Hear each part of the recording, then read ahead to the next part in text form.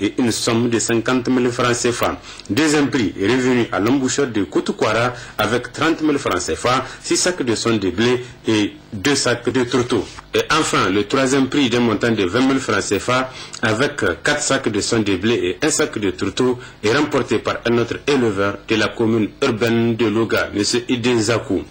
De quoi garantir un bon embonpoint des moutons d'ici la fête de Tabaski. Sachez pour terminer que la première édition de la foire du Belé de Loga a enregistré la présence de plusieurs personnalités de notre pays, parmi lesquelles se trouve au premier rang le ministre de l'Énergie et du Pétrole, Fumakoy Gado. À présent, le volet éducation que nous ouvrons avec ce communiqué.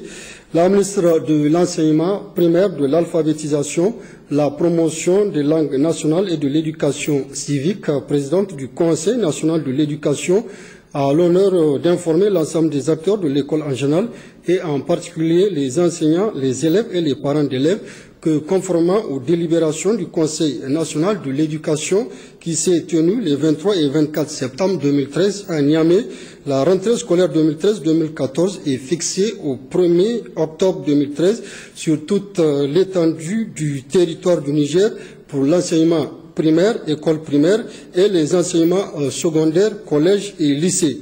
En conséquence, la ministre invite les enseignants et les élèves d'être présents à l'école à la date indiquée. Bonne rentrée donc à tous. La ministre de l'Enseignement primaire, de l'alphabétisation, la promotion des langues nationales et de l'éducation civique lance un appel aux bonnes volontés pour soutenir Rekia Tidjani dans la poursuite de ses études malgré sa situation de handicap. Reportage Lamine Tchari Madigou et Issouf Suleiman. Âgé de 14 ans, Rekia Tidjani est né à Ngimi, région de Bifa, à plus de 1500 km de la capitale du Niger. Après ses études primaires à l'école primaire Fille d'Ngimi, Rekia fréquente aujourd'hui le collège de Ngimi. Rekia Tidjani est une écolière exceptionnelle. Vivant d'une situation de handicap naturel, de par sa volonté et son courage, elle écrit à l'aide de son pied et à même le sol aux côtés de ses camarades. Son ambition est de poursuivre ses études.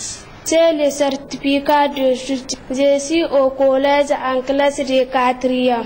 Je vais faire le lycée. Je vais aller à l'université. Aujourd'hui, le ministère en charge de l'éducation nationale a pris en charge la confection d'une prothèse pour faciliter ses déplacements, même si Rekia reste et demeure toujours assistée.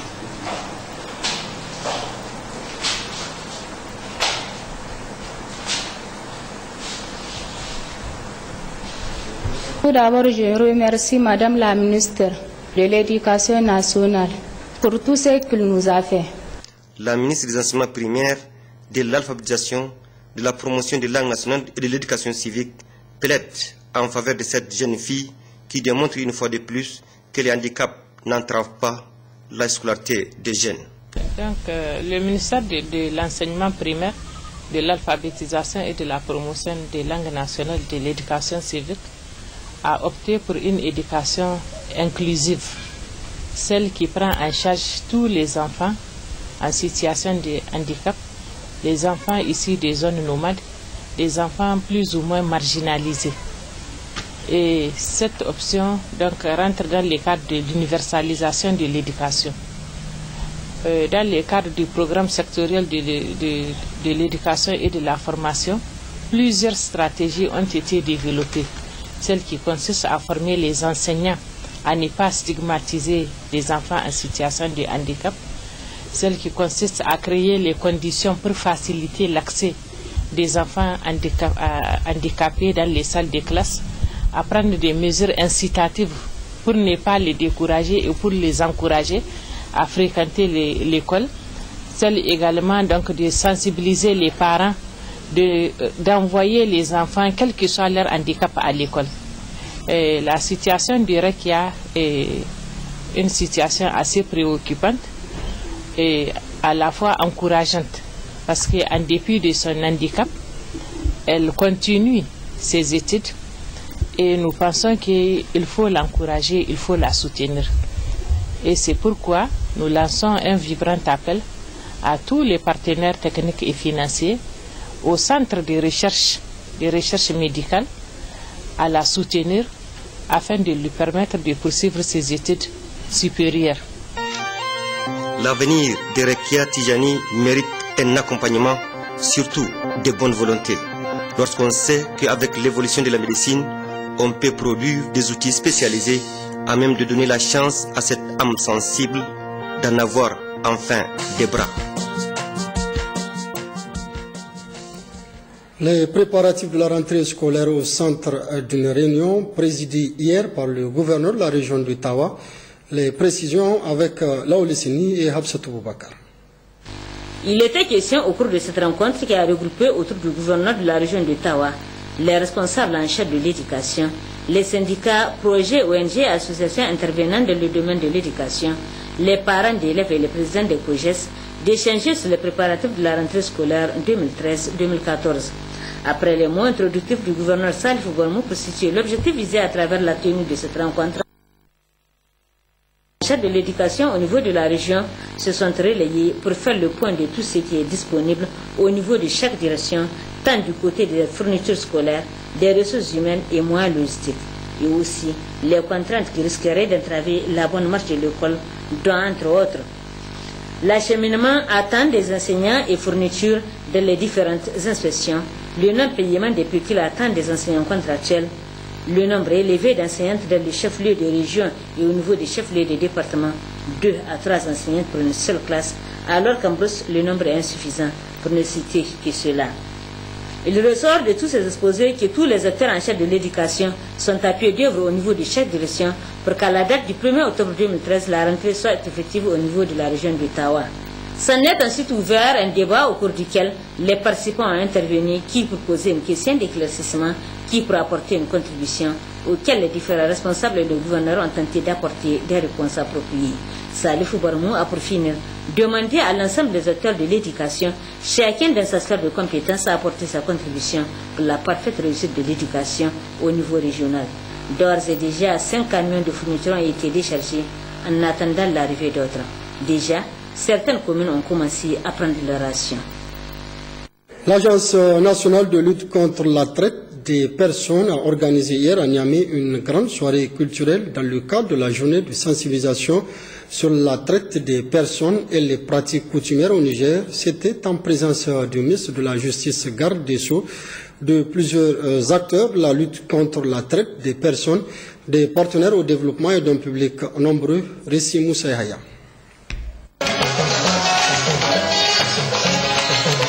Très grande affluence au Palais des Congrès hier soir à l'occasion de cette soirée culturelle mémorable. Le thème en valait la peine. Il s'agit de sensibiliser la population sur la pénalisation de la traite des personnes et des pratiques coutumières au Niger. Motif de satisfaction pour les organisateurs, l'on notait une présence massive des jeunes parmi le public. Je suis particulièrement heureux de voir que les enfants sont plus nombreux, d'autant plus que je pense que c'est de leur avenir qu'il s'agit. Je voudrais que dans cette salle, les enfants si nombreux, que leur avenir soit un avenir d'égalité et de liberté entre eux, que plus jamais au Niger, un enfant en âge d'aller à l'école ne sera exploité, qu'aucune fille ne sera exploitée, qu'ils iront à l'école jusqu'à l'âge de 16 ans comme s'était engagé à le faire Monsieur le Président de la République. Mais la traite, comme vous le savez, est plus vaste que tout cela. Plusieurs artistes de renom étaient à l'affiche et les prestations étaient à la hauteur du message véhiculé. Moi, tellement que je suis fort, le ministre de la Défense a dit si c'est pas 4 personnes, je ne frappe pas. Face à ce public venu nombreux et aux acteurs de la lutte contre la traite des personnes, le ministre de la Justice, garde des Sceaux, a émis le vœu de voir tous les Nigériens ensemble pour se battre contre ce fléau. Et dans le cadre de la valorisation de nos langues nationales, l'ORTN a initié depuis quelques jours des éditions du journal télévisé en Hausa et en Jarma, une initiative hautement appréciée du public. Les avis de nos téléspectateurs de la région du Maradi recueillis par nos correspondants dans la région. En ce qui me concerne, j'apprécie beaucoup ce changement parce que les radios régionales doivent normalement s'adresser à la population rurale. Et qui dit population rurale, donc c'est pertinemment qu'il faut parler en langue. Et qui connaît le Niger avec plus de 80% des analphabètes, ça veut dire que parler en langue plutôt, c'est ça la meilleure méthode d'approche pour atteindre la masse rurale. Donc voilà pourquoi je dis que c'est une bonne méthode et j'apprécie beaucoup cette méthode. Et là, toutes les actions vont s'adresser à la population et la population sera bien informée et sensibilisée. Moi, je dirais que j'ai accueilli le changement avec enthousiasme parce que quand j'ai vu ce journal-là en langue, je me suis dit que, mais voilà, qui est bien pensé. Parce que le journal de région, c'est un journal qui s'adresse aux habitants des régions, comme son nom l'indique. Et nous savons bien que dans les régions, nous n'avons pas 50% de personnes instruites. Du moment où le journal s'adresse à des personnes qui ne sont pas alphabétisées quelquefois, ou peut-être qui le sont en langue, moi je pense que c'est une très bonne chose que le journal soit diffusé en langue. Cela permet aux populations pour lesquelles ce journal est destiné de mieux le comprendre et de mieux s'accaparer de son contenu. Personnellement, je me suis réjoui de cela. Parce que, vous savez, le français, il y a un petit nombre de citoyens qui le parlent. Alors que l'usage de nos langues nationales, eh bien, ça couvre tout le monde, du plus petit au plus ancien. Et ça veut dire quoi? Ça veut dire que tous les messages qui vont être ventilés seront reçus et ils seront compris. Voilà l'aspect très positif de la diffusion, de l'utilisation de nos langues nationales. Vraiment par rapport au journal de région, je crois que c'est une très bonne chose aujourd'hui. Puisqu'en toute sincérité, combien sont-ils de Nigériens à vraiment parler le français? Par rapport donc à toute cette frange de la population qui ne maîtrise pas en fait la langue française, je crois que ça serait une bonne chose de pouvoir vraiment passer le journal de région en toutes les langues, que ce soit en Hausa, en Djerma, pourquoi pas toutes les langues vernaculaires du Niger. Voilà en fait ce que je voulais. Il ne s'agit pas seulement de constater ou de voir, visionner les images, mais il y a les paroles qui sont là, il y a certaines explications qu'on donne et que les gens ne maîtrisent pas. La suite de ce journal, plusieurs périmètres hydro-agricoles étaient visités ces dernières 48 heures par le directeur de la Fédération des unions des coopératives des producteurs du riz du Niger. Objectif pour le FUCOPRI, tirer ensemble avec les exploitants un bilan des dégâts occasionnés par les inondations au niveau de leur aménagement du long du fleuve Niger et lancer un appel à l'aide, compte rendu Seyni Soumaïla Ibrahim et Mohamedou Adam. Pour plus de 2000 hectares de leur production emportés par les eaux du Niger, comme à la précédente campagne, les exploitants des aménagements hydro-agricoles du long du fleuve ne produiront hélas pas 2 années de suite. La cause de leur malheur, encore une fois, les différentes digues uniques remparts avec le fleuve cédant sous le poids de l'âge. De Karma à Ndunga, en passant par Karigou, Sadia, Kekesoy, Liboré et plus loin à Gaïa, la situation est vécue et décrite de la même manière. Cette campagne aussi point de récolte. Nous avons contracté plusieurs millions de dettes auprès de la CAIMA pour nous ravitailler en engrais. Aujourd'hui, sans l'appui de l'État, nous ne voyons pas par quels moyens rembourser.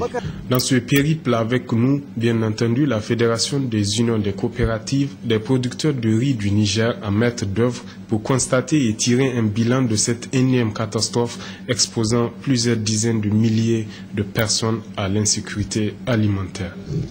Aujourd'hui, c'est 11 coopératives qui sont inondées et donc c'est pratiquement près de 2000 hectares qui sont partis dans l'eau pour plus de 7000 exploitants. Donc, vous voyez la désolation qu'il y a. Vous avez, quand on dit que 7000 personnes, et quand on connaît le contexte nigérien, un chef d'exploitation nourrit en moyenne 8 à 10 personnes. Imaginez le nombre d'individus qui se trouvent aujourd'hui dans une situation de détresse sur le plan alimentaire, dans une situation de désespoir. Et je pense qu'au-delà de l'État, nous lançons un appel à l'endroit de l'ensemble des partenaires qui accompagnent le gouvernement dans sa politique de soutien à la population dans sa politique de lutte contre l'insécurité alimentaire, pour qu'ils viennent renforcer les actions du gouvernement dans le domaine de la restauration des moyens d'existence des populations sinistrées. Avec ces aménagements submergés par les eaux, c'est l'équivalent d'un tiers de la consommation en riz du Niger qui est ainsi perdu. C'est aussi pratiquement toutes les semences des productions prochaines qui sont parties, compromettant de là la survie de